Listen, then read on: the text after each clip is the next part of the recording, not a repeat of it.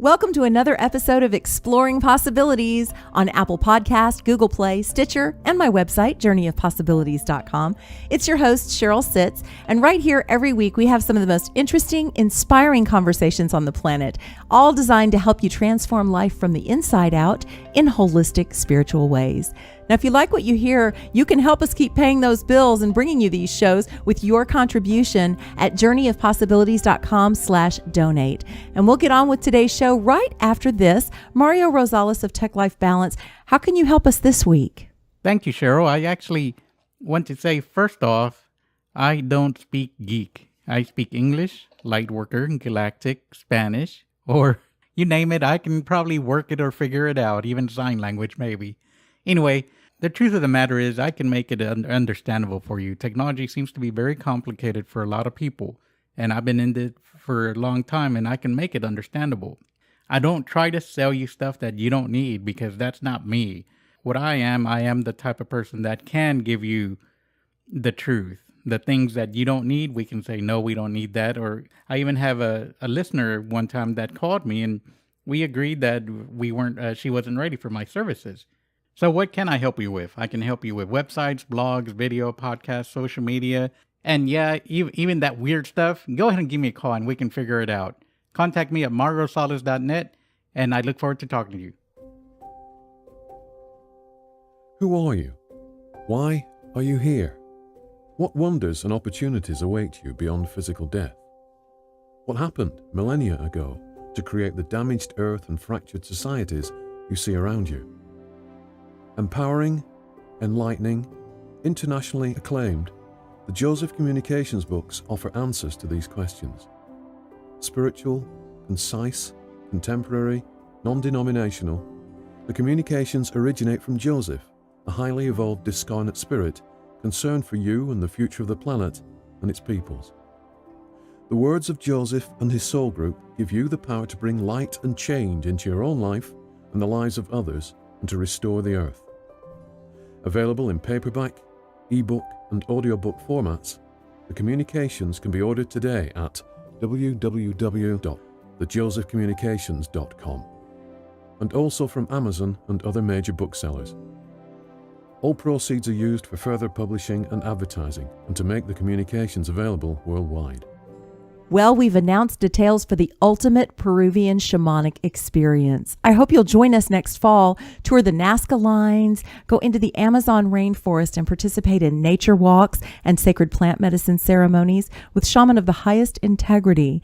We'll also move things into the Sacred Valley for more ceremonies with shaman and touring sacred sites like Machu Picchu, Ollantaytambo, and more. You can get details at journeyofpossibilities.com/events. Well, on with today's guest. Ruby Falconer is the co-author of Shamanic Egyptian Astrology, Your Planetary Relationship to the Gods. She and co-author Linda Starr-Wolf created a unique model that merges Western astrology with the archetypal wisdom of shamanic Egypt to create a language of wholeness useful for navigating life in a stressful world. Like we live in a stressful world. You can find her on Facebook. Her page is Shamanic Starology. Welcome, Ruby. Hello, Sheryl. How are you? I'm good. I'm so glad to have you with us. What stressful world, Ruby? We don't live in a stressful world. Oh, no, we don't live. Oh, no, it's a beautiful day. It really is. It really is. Yeah, I'm sitting here on my porch in the mountains of Western North Carolina. It's lovely. Oh, of course, it's good. better when I don't look at the news. So. Yeah. Or when you don't have a hurricane coming through. I'm glad you were okay from that, right? Yes, it missed us. It turned north before it got here. So that was good news. I'm so Very glad. sad for the people on the East Coast, however. Yes, definitely. Well, where to start here? I think I'd really like for us to be able to get to know you a little better. I have been intrigued with astrology for a long time, but it's a really deep subject. Did you grow up kind of conscious and want to go into astrology, or how did that come about for you? Oh, not at all. No, not at all. Now, I have to say, Sheryl, that I did come to maturity during the 60s. So astrology had its a renaissance in the 60s, somewhat similar to what's going on right now. And there was a kind of a dry period in between them, but a lot of folks were very interested in astrology. Of course, this is pre-computers, online stuff, all that sort of thing. So you had to calculate charts by hand. And what happened was a friend of mine knew how to calculate charts, but he didn't know how to interpret them. So he calculated my chart. He did all the math around it. And then he gave me my chart. And what he said was, Moon in Scorpio, that's not a very good position for a woman.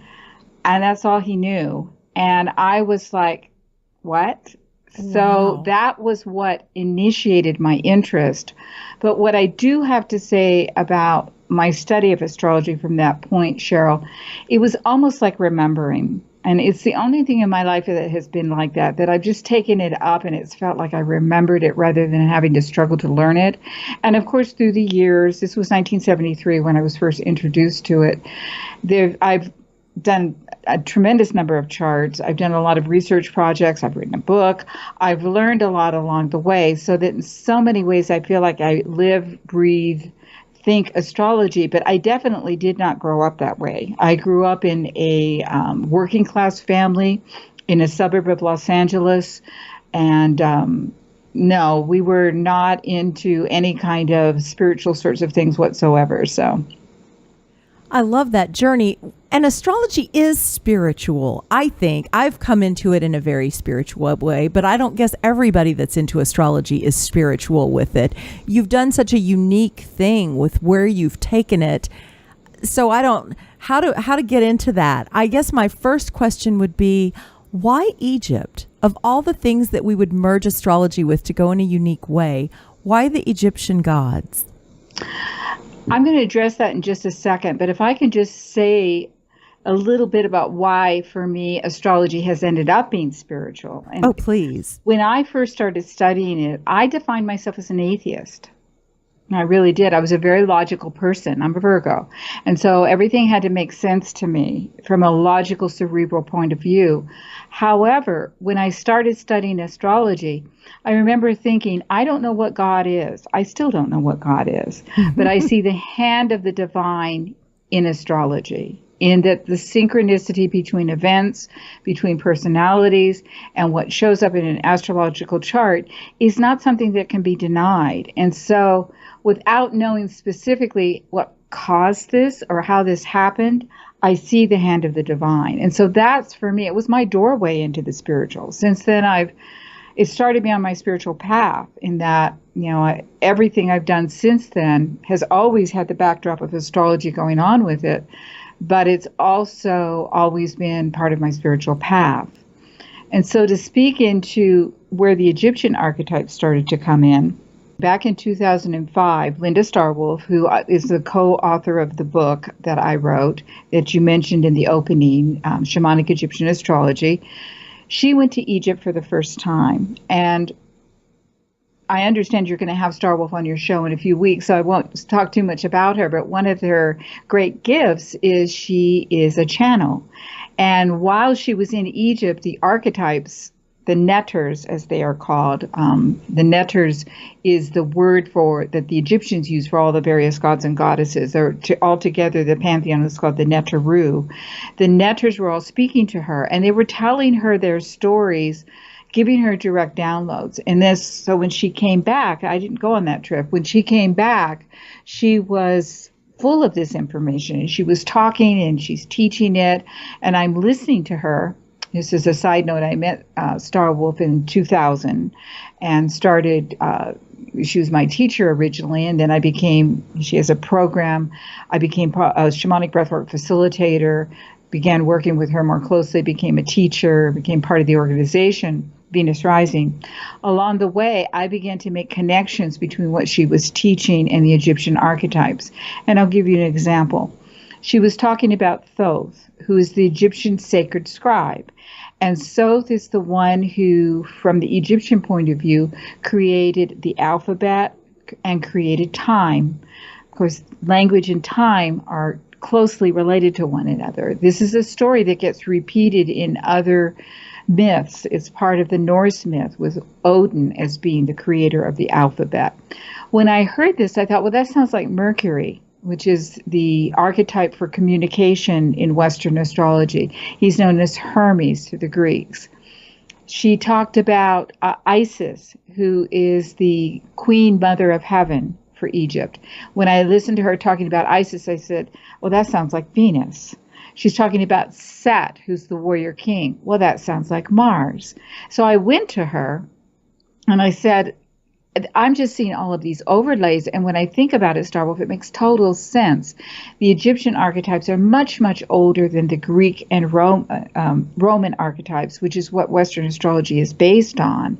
And in fact, very late in Egypt's history, the Greek and Roman historians traveled through Egypt and wrote down their stories.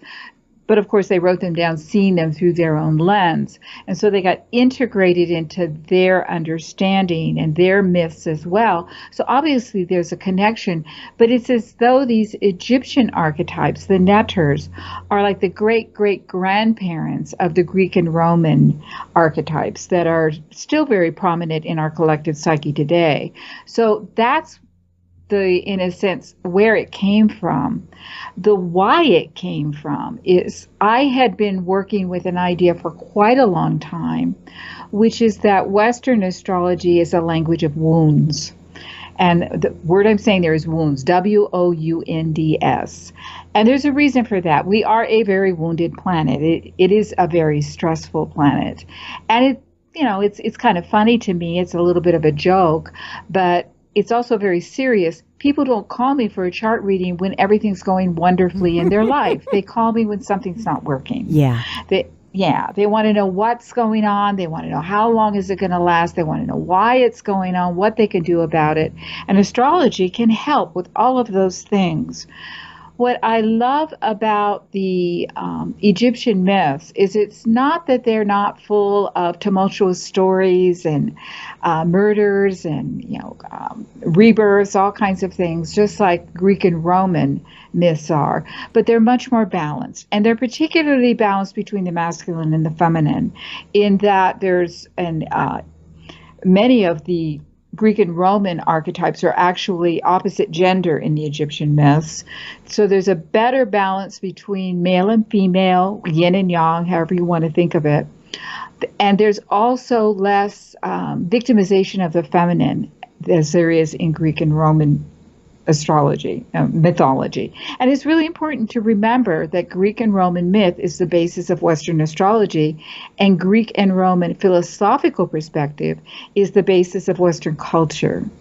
So one other archetype I want to talk about that really demonstrates this is the archetype Pluto in Western astrology. He is the planet of death. He's the lord of the underworld. And modern astrologers have understood that if you're going to talk about death, you also have to talk about rebirth, because for every death that happens, there is somewhere a rebirth. However, we humans don't tend to like death too much, understandably enough. In the Egyptian myth, the archetype is Osiris, who is the lord of the underworld, but he's also the lord of regeneration. His story, which is connected to Isis, and I won't tell it here, it's kind of long and people can look it up if they want, but he dies, he's killed not once but twice. He's brought back to life by his consort, Isis's love for him.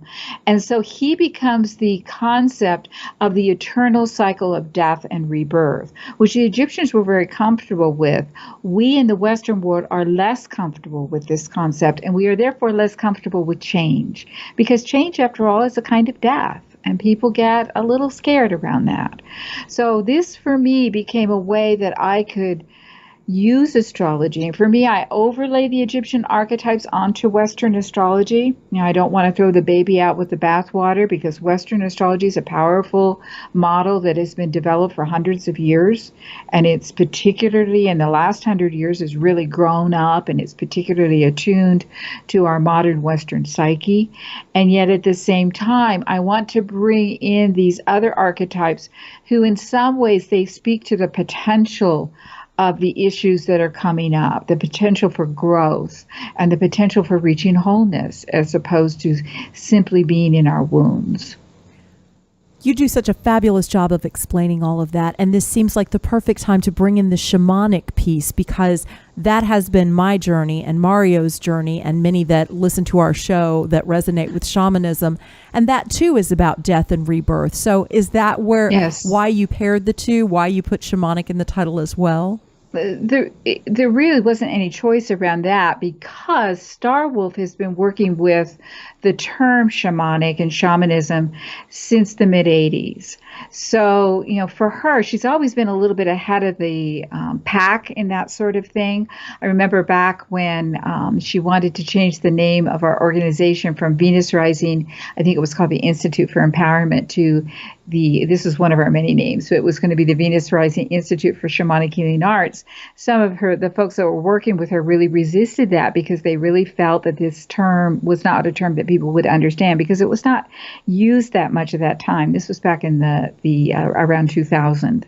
So she's always been using this term, and she uses it in a particular way. She makes reference to Aquarian shamans.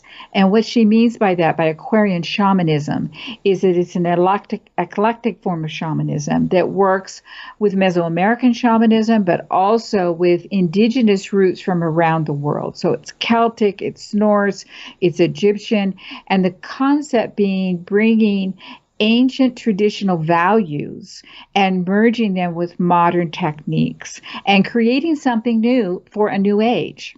Exactly. So it had to be in there. So shamanic, Egyptian, the myths that we work with for Egypt, a lot of the myths, if you go into the library and get a book, a lot of those will have been passed down from the Victorians, who wrote down, I made reference earlier to the Greek and Roman historians who traveled through Egypt from about, say 600 BC, or, before Common Era, up to about 400 when the fall of Rome.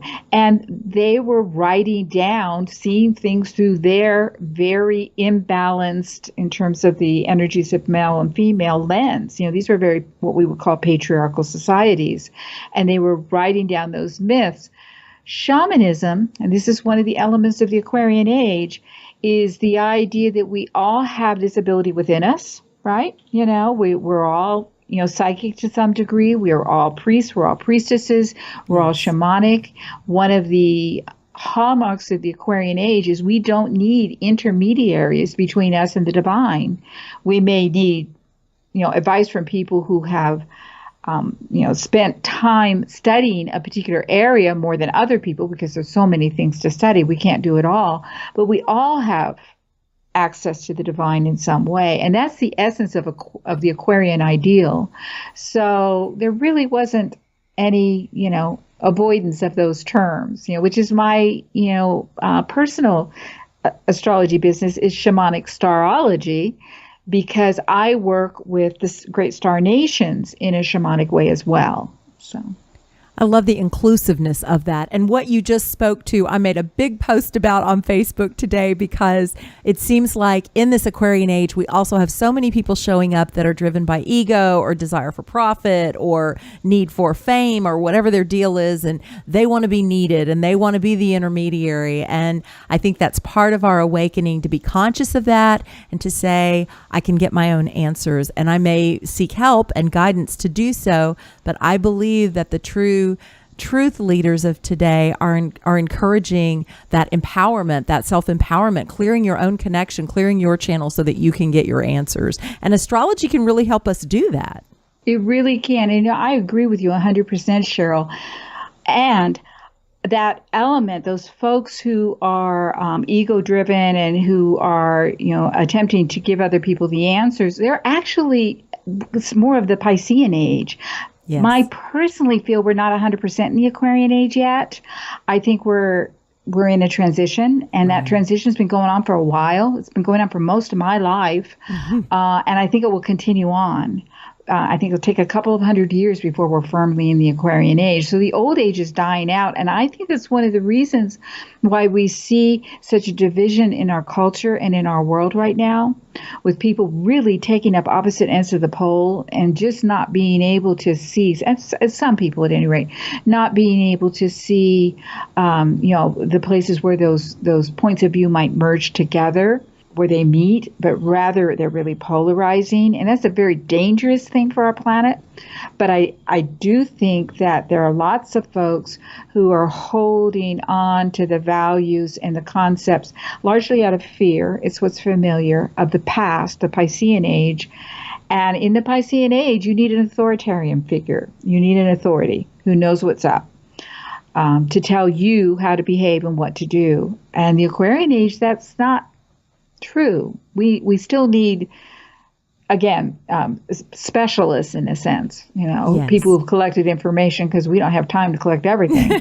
Yes. But yeah, we also need to find our own way to our inner guidance and our inner direction. And astrology definitely can help with that. There's plenty of astrologers out there, however, who still will be sort of directive, and it always makes me cringe sometimes when I hear from someone who tells me, oh, they a little bit like what my friend told me, oh, this position, that's bad. It's like being born under a bad star. You're in trouble now.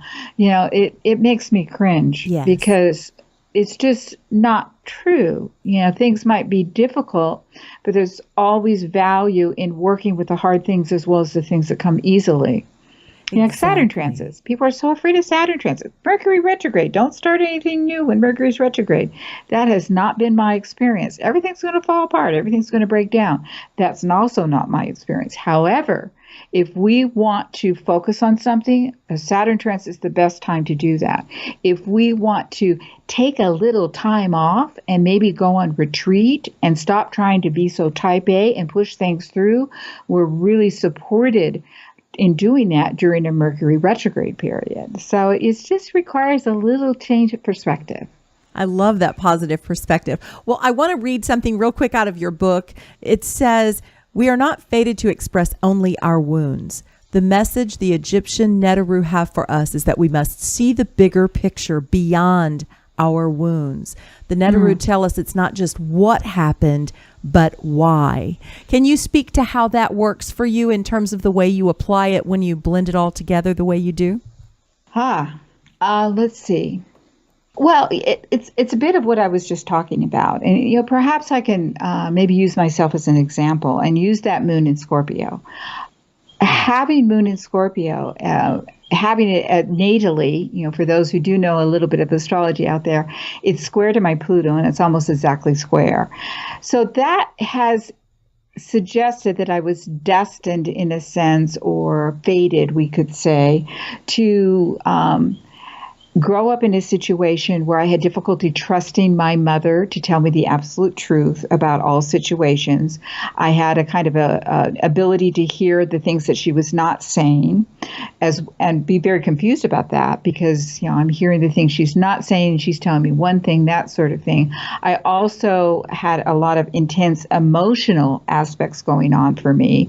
So all of that was something that I was fated to deal with. And because it's the moon, it's something that came up fairly early in my life, and it meant that I had to deal with it, and there were times it was very difficult. However, what it also meant that as I dealt with it constructively, approached it, went toward it, as opposed to, in a sense, being just reactive, I began to discover that I have a true ability to drop down within myself and determine when something has resonance and when it holds truth for me and when it doesn't.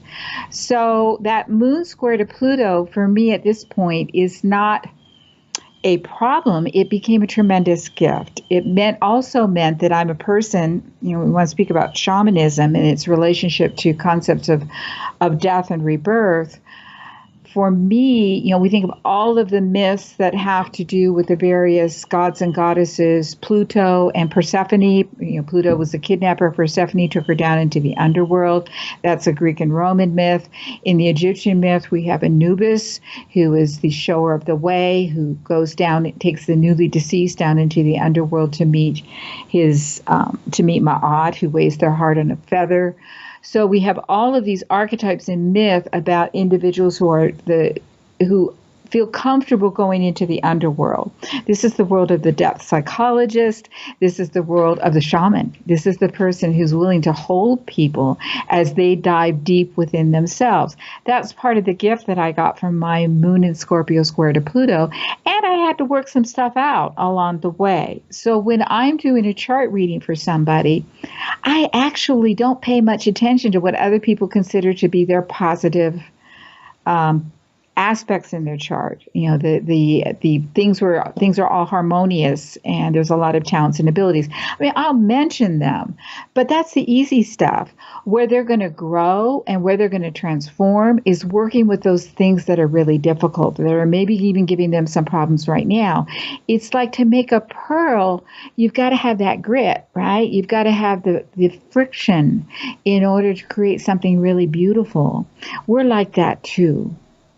Oh, do I have a lot of grit? I haven't had you read my chart, but I just know that I signed up for a little bit too much this time. I can honestly say that I was not thinking clearly in the hammock when I wrote this script for myself, if you believe in that kind of Well, I do. What I often say is, what was I thinking? Yeah. People say that to me, and it's like, pick a different planet next time. This is the planet where people come to be abandoned, and to go through, to sign up for some hard things, because these are the really brave souls who come here. It takes a lot of courage to come to planet Earth. That's my belief. So these are the powerful, strong souls who are here to make a difference on this planet, but not just on this planet, because as we change on planet Earth, on Gaia has a role in the great star nations, and everything affects everything else. So from the bigger picture, the more we change, the more the planet changes. And the more the planet changes, the more it affects the entire universe. We don't necessarily, I don't pretend to know what's going on that level, but I'm working from belief here, Sheryl, but I truly believe that's what's going on. And I think most of us have that feeling of, what was I thinking? Next time I'm going to pick an easier planet. You really do hold the space of a shaman. Just that message right there was it, that you're right. We do come here and we learn about the nature of ourselves through the fire, through coming out the other side and going, wow, how could I know my true strength if I never was completely abandoned and believed that I couldn't, so that I could learn that I can, right? I love the way you wrote about the correlation between Chiron and Anubis. I think that's one of the most powerful chapters in the book, because we are a people that see ourselves through wounds. And Chiron, of course, the wounded healer. Do you want to speak a little bit to that? Sure. Well, in the myths, both the figure of Chiron and also Anubis were abandoned children. And it was quite literal abandonment. We get abandoned in all kinds of ways. There's physical abandonment, emotional abandonment, psychological abandonment, all sorts of ways. In their case, quite literally, they were abandoned as babies. Their mothers walked away. And there's different stories about how it happened for Chiron and for Anubis, but in both cases, it was right after birth, their mothers are gone. And of course, this happens for people on our planet, sometimes intentionally. A mother has to give up a child. Sometimes a mother dies. It doesn't really matter to the baby. The mom's still gone. So for a lot of folks, there's that feeling of not having that nurturing feminine right from the beginning.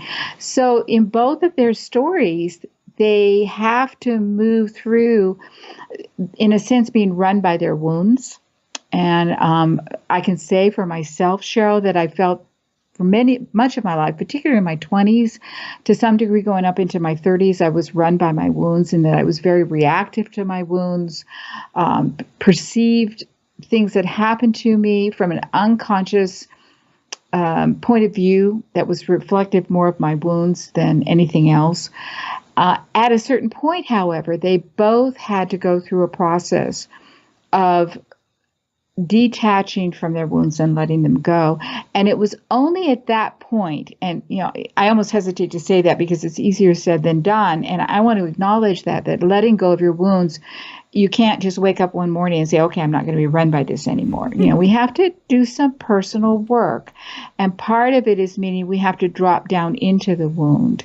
That's particularly important in Anubis's story, in that he has to go down into the underworld.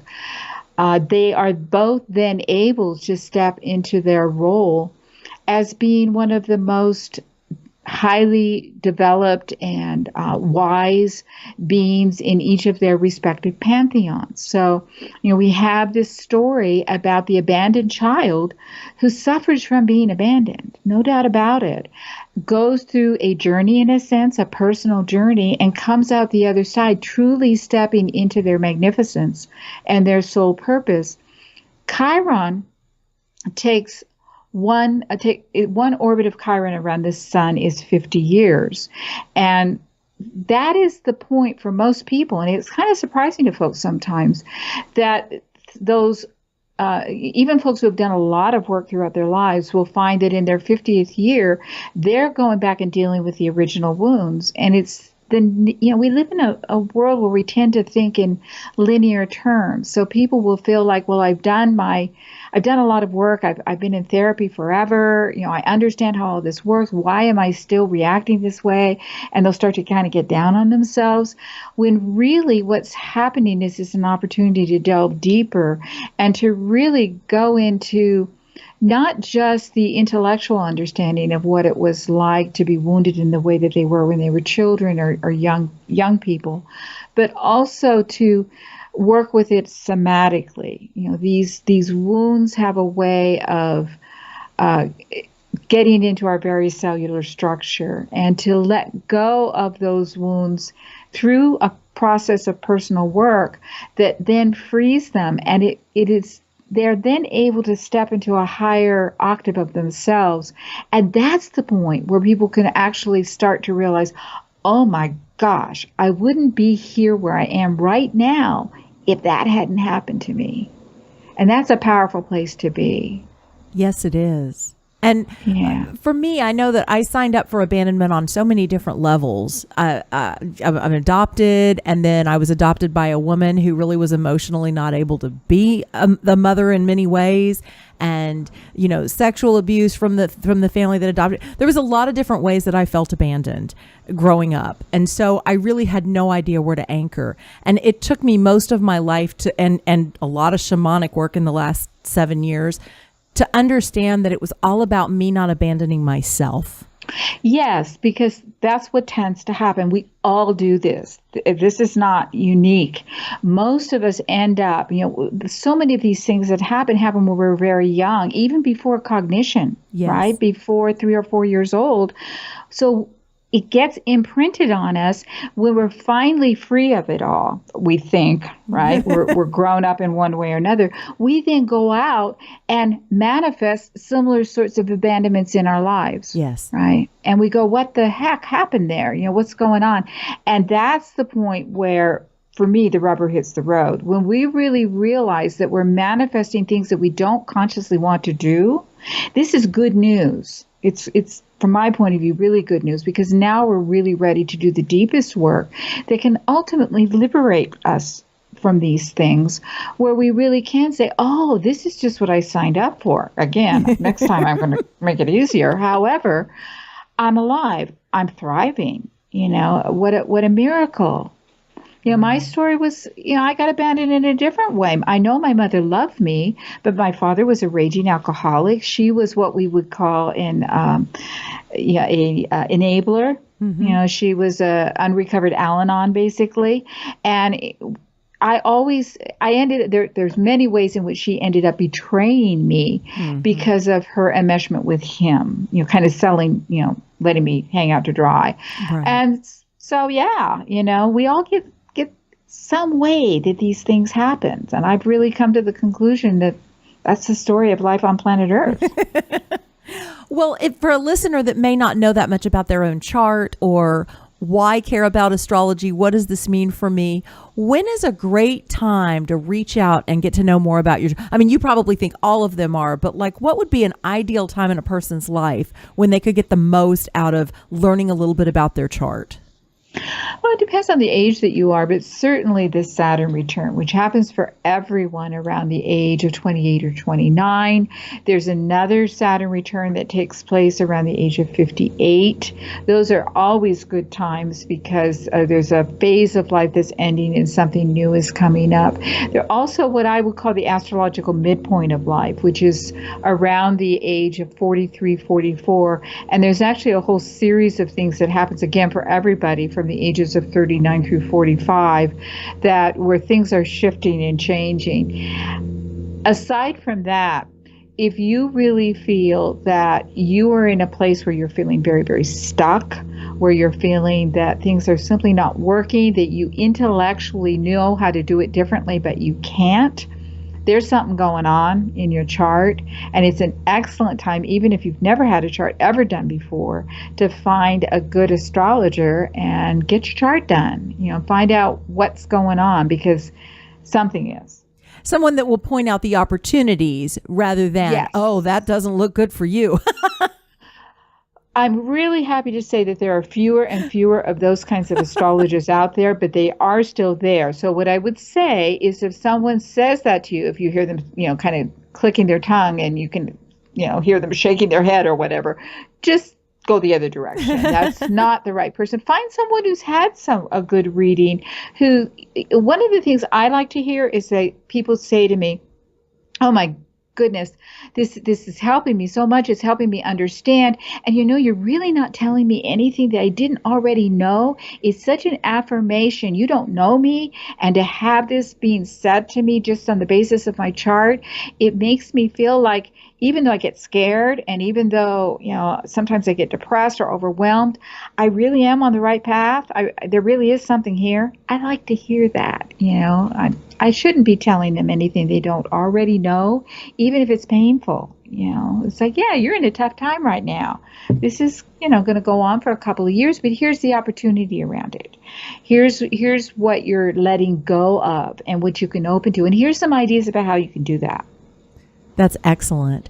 For many of us, we only hear about maybe this, just our main birth sign. Like I'm a Libra, Yeah. so I hear a lot about Libra. And shamanism is about how everything works together. And I think that's really an important point about astrology. There isn't like one part of the chart that's, I don't think, more important than another because everything influences everything, right?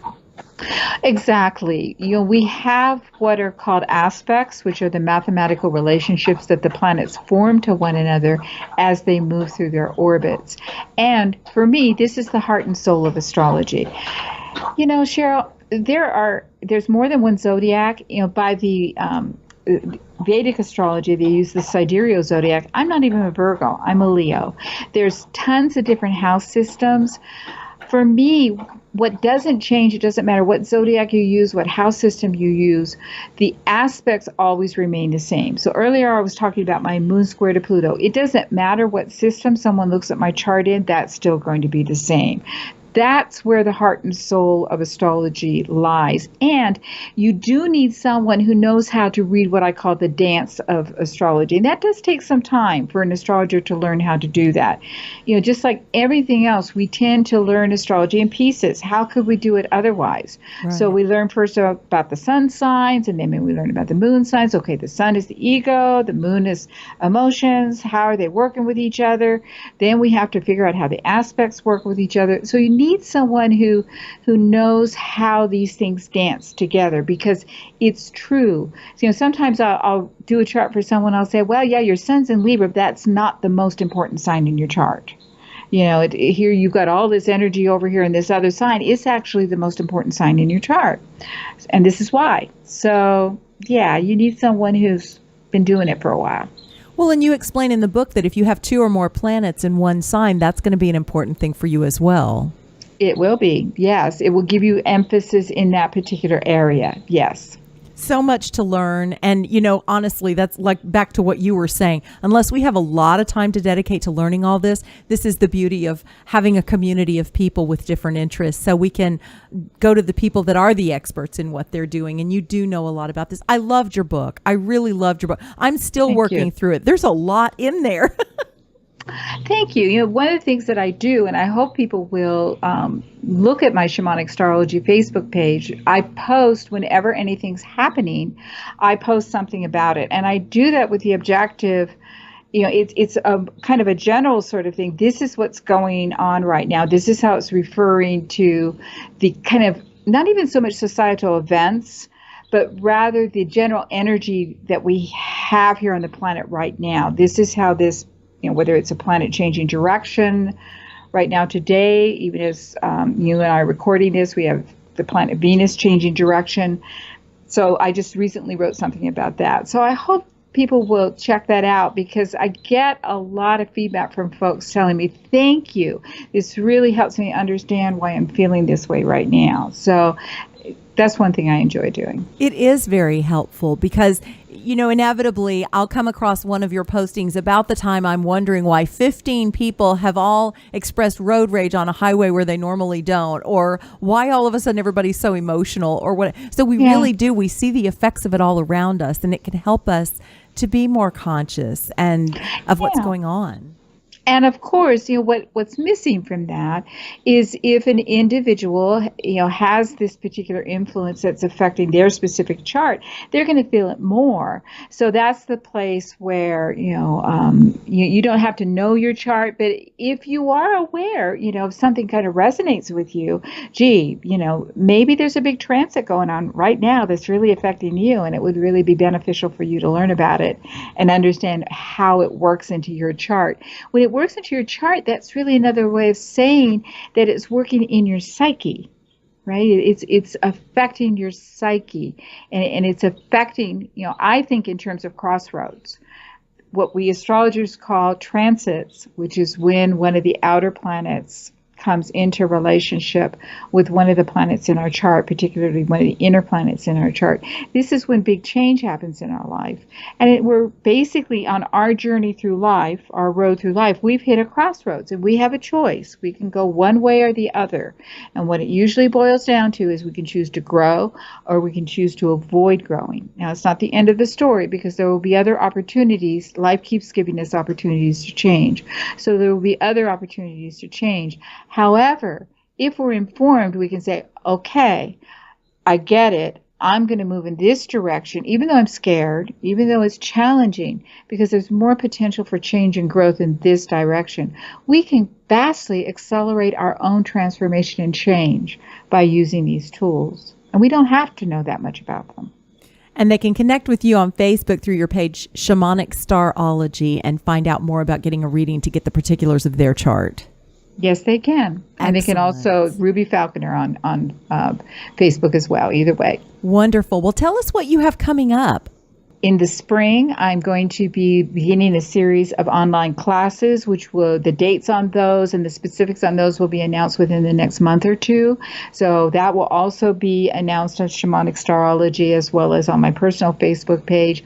I do have a weekend class that's going to be taking place here at Isis Cove in Western North Carolina, Isis Cove Dove Mountain, which is going to be we don't exactly have the name of it yet, but it's Star Consciousness and Multidimensionality. And it's going to be, my co-teacher is Judith Corbin Blackburn, who does a lot of writing and teaching on the topic of multidimensionality. And so she and I meet pretty regularly for lunch and share our latest kind of thoughts and ideas about how these two areas relate. She's also an astrologer, so we have that in common. And then we realized we want to teach a class together. So that's going to be March 29th, 30th, March 28th through the 31st of 2019. That sounds fabulous. And I know this is crazy, but I already have a commitment on that date. But I really hope you guys offer that again or record it and offer it in recorded format or something, because that just sounds amazing. Mario and I are over here with our eyes open big, like when and where. Well, this is something, we just kind of looked at each other and said, we should do something together. So we will see, we're going to take it on this maiden voyage and see how this flies. But that's a whole area that's a great, fascination for me, is the relationships to the multidimensionality options or doorways that relating to the stars gives us as individuals. And it's all a part of astrology, but in a bigger, more expanded way. So that sounds fascinating. Well, kind of like microcosm, macrocosm. Exactly. Yeah. And they're both the same, right? Yes, they are. Ultimately, they are. Yes. Well, time is just flying with us. I could talk with you all day, but I see that we need to draw to a close. So I like to ask as a parting question, if you have a final thought for us today. I think the main thing that I would want to say to people is that those of us who are alive right now are alive at a time of tremendous potential. I really, truly, we were talking a little bit about this earlier, I believe that our planet Gaia is making a huge leap upward. There's a new octave waiting for us. It's a time of expansion. And as difficult and hard as it seems, it's also, things feel very dense. I think it's really important for all of us to remember that. It's what helps me get up. There are some days when only remembering this is what helps me get up. I'm an empath. I'm sure many people out there are. We take on a lot of sensitivity around things that are going on in the planet. But there's also a time of tremendous change. And it's an exciting time to be alive. Yes, it is. And thank you so much for taking the time to be with us and share your wisdom today. I've thoroughly enjoyed it. Thank you. We look forward to also having Linda Starr Wolf. She will be on the show, the first show of December. So you could join us again then. We hope you'll join us every week, but definitely come back then and pick up more of this conversation. Thank you for listening today. I'd love to know what you think. We welcome your feedback and support at journeyofpossibilities.com/donate. And we'll see you next week on Exploring Possibilities.